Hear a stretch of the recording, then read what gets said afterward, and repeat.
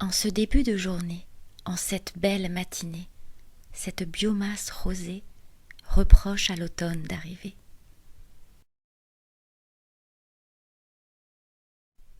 Celle qui à l'aube s'éveille, celle qui au coucher s'éteignent, se peignent de couleur vermeille. Ceux qui s'élèvent, majestueux, ceux qui se meurent à l'automne, couvrent d'un rideau le fleuve. C'est au fond que la biomasse s'agite, c'est au loin que le pastel bleu se décline en dégradé, masqué par un carrelet.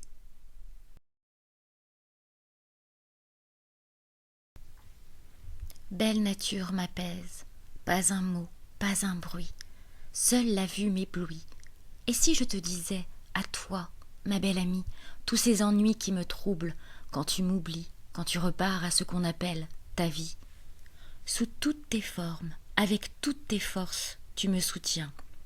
Soleil, nuit, rien n'est perdu à ta grandeur. Je me retrouve seule face à toi. Que dire que tu ne sais déjà? Peu importe le temps qui passe, toi, tu seras là. De ta joie rayonne, de ta pluie, la tristesse découle, pleine de turpidité. Au soutien à toutes mes turpitudes, quand je vois ton joli visage sourire, il apporte à toutes ces tristesses du monde le plus beau des remèdes. Cette histoire a commencé maintenant, et Dieu sait qu'elle durera longtemps.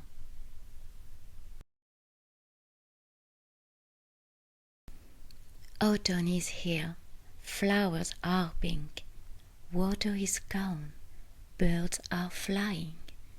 The wind is making foliages move.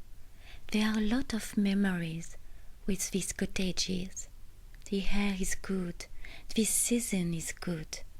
Weather may be rainy or may be sunny. This makes the estuary more attractive. It's the perfect place to dream.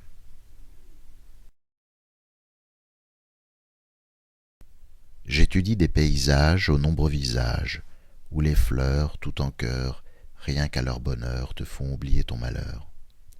Au milieu des bois, même si tu ne le vois, l'estuairien est toujours là, et la mémoire restera. Les pêcheurs, dans leurs cabanes en hauteur, observent les malheurs des passagers du fleuve avant qu'il ne pleuve.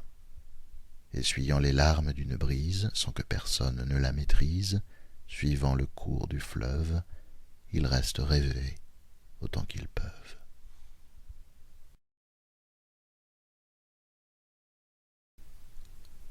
Tout dans cette image définit le calme. Au loin, la petite cabane, cachée par les arbres. Ajouté à l'eau, tout est repos. Loin de la ville, presque comme sur une île. Comme si cet endroit était créé pour s'isoler. Il nous fait connaître la liberté. Sur ce champ de fleurs, un espace de douceur.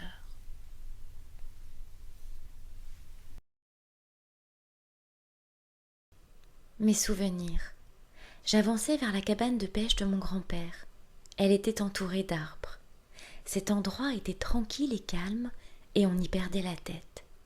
À 16 heures, mon grand-père se réveillait de sa sieste habituelle, il se levait brusquement, s'avançait vers la fenêtre qui menait directement sur l'estuaire et allait pêcher. J'accompagnais cette belle personne de mes yeux émerveillés. Il m'expliquait tout ce qu'il savait sur la faune et la flore de ce doux paysage. Il m'apprenait des nouveaux mots que j'utilisais à tue-tête. Papy était un homme sage et intelligent. Il aimait la pêche et la nature. Il avait associé ces deux passions en un endroit magique et fabuleux qui faisait rêver tous ses passagers. Nous voyions Royan à travers la fenêtre et nous imaginions un univers enchanté. Quand je rentrais à la maison, laissant dans sa cabane mon grand-père, et quand je partais me coucher, je me remémorais la journée que je venais de passer. Et aujourd'hui encore, mon grand-père se repose dans sa cabane, dans le calme et la sérénité.